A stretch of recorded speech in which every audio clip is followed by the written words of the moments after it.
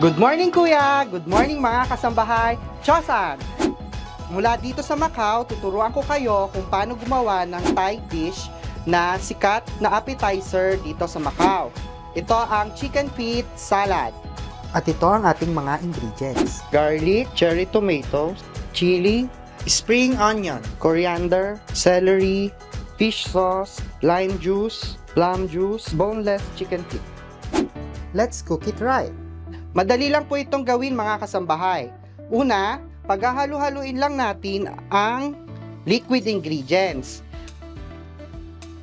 Lime juice, patis,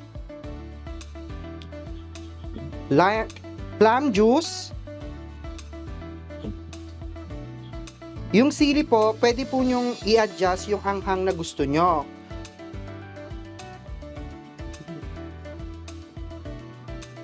Susunod po, ilagay na po natin ang onion,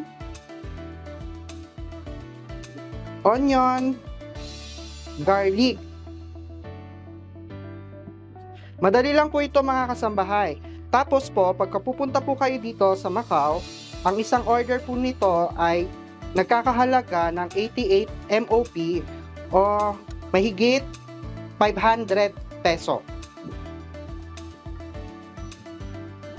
Tapos po, ilalagay na po natin ang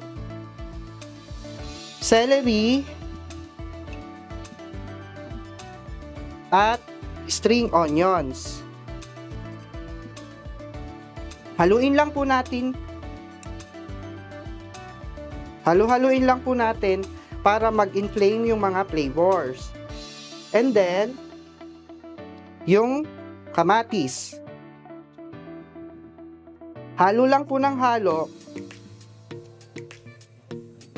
Pag nakuha nyo na po yung tamang gusto nyong lasa, pwede na po natin ilagay yung chicken feet. Actually, mga kasambahay, hindi lang chicken feet ang pwede nating gawin dito.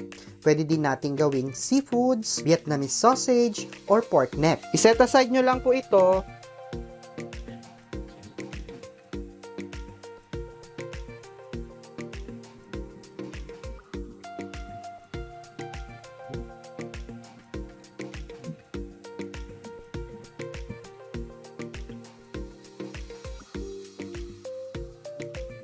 Make sure po, nahalo natin itong mabuti para kumapit lahat ng ingredients.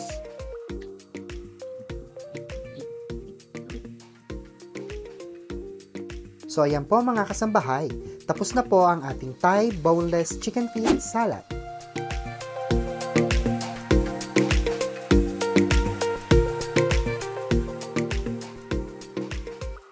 There you have it mga kasambahay. Diba, napakadali lang gawin ang ating Thai chicken feet salad. Subukan nyo na sa inyong mga tahanan.